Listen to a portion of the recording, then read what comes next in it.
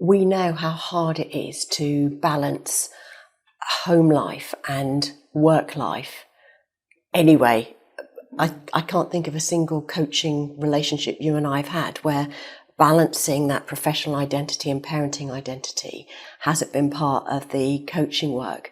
So at a time when you're worried about your child, that balance is going to be even harder. So I think the first thing is be realistic. So be realistic about what you can actually do during this time and don't try and do it all.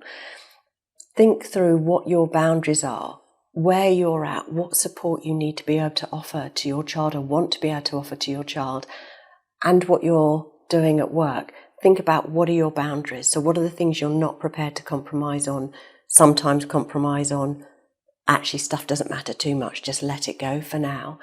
And communicate that. Yeah, the communication is so important. So once you're clear in terms of what you can and can't do, the next step is really to have a conversation with your manager. And in many organisations, that's a conversation that will lead to options around perhaps flexible working. So you might find that there are certain days that you need to come a little later, or you need to leave a little earlier, or you have appointments. And in many organisations, the manager is going to be that person that can support you in terms of actually achieving the balance.